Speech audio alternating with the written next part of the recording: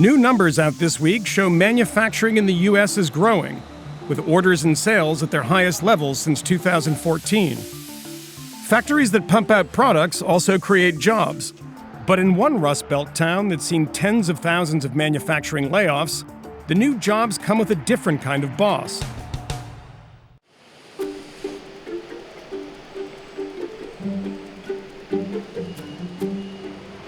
Americans are working in Moraine, Ohio again, thanks to a new, enormous factory which began production last year. And the company isn't local or American. 基本上美国人想吃的我都想吃，像披萨了，那个西巴格蒂了，那个 chicken wing. I like all three of those too. Cao Dewang is the chairman of Fuyao, one of the largest auto glass manufacturers in the world. He's a billionaire. And that's the large portrait of Cao that hangs in his office. Why did you choose Moraine, Ohio? 那当初我们中国人就是很节省嘛，最关键的这个黑尔人，那个当时招商局的州长呢，他跑了3趟，后来呢，他告诉我他帮我找了一个厂址借我去看。It wasn't just any factory. It was the old General Motors manufacturing plant in Moraine, Ohio, which closed in 2008 and left almost 1,100 people without jobs. It was empty 6-ish years.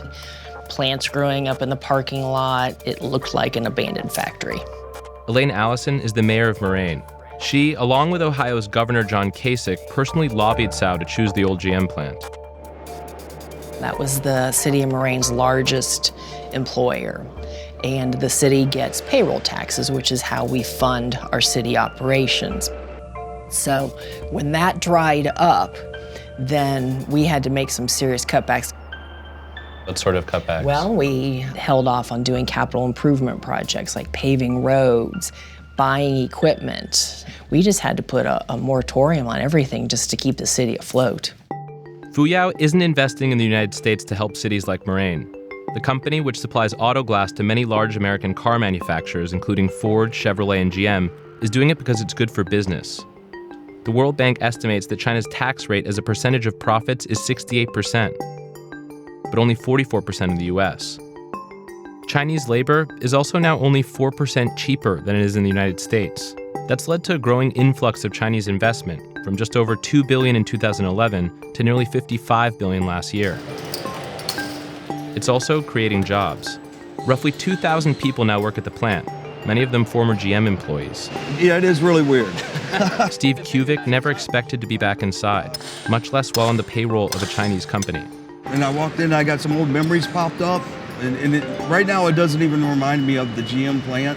When I walk in here, this is Fuyao. And I enjoy walking in here and knowing that I'm coming to Fuyao. So one of the interesting things about this factory is that it very much runs against the national narrative of jobs moving overseas from the US to China. You know, these jobs came here from China. Have you thought about that at all? I know that I personally am very grateful that they are here because it did bring jobs back to this community.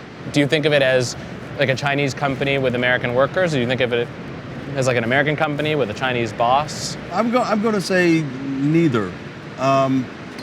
It's two different cultures that kind of came together rather quickly in one operation, and it's kind of hard to explain. It isn't just the workers that are having to adapt. Fuyao is still getting used to US regulations and American labor unions. There have been American workers who have refused to do things, and they will send a Chinese person who will do it without question. Jason Turner and Roberto Martinez are thankful to have manufacturing jobs in 2017.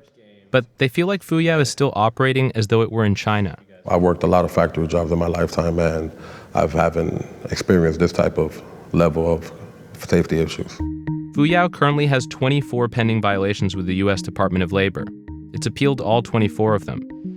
When we checked with a government safety official, we were told that the number isn't unusually high for a factory of its size. I mean, we're grateful that the jobs are there. Definitely. We just feel it could be better.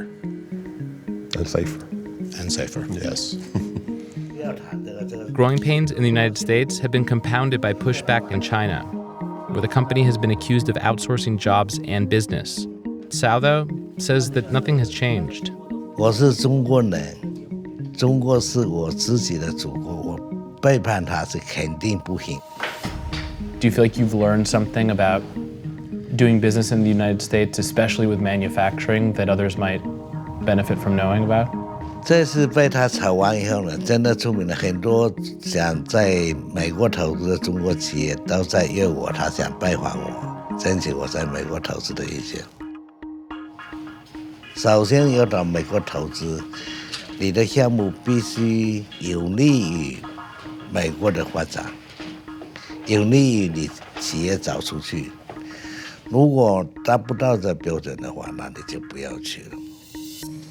It's hard to argue that Cao hasn't achieved at least some of this balance with the new factory. Yeah.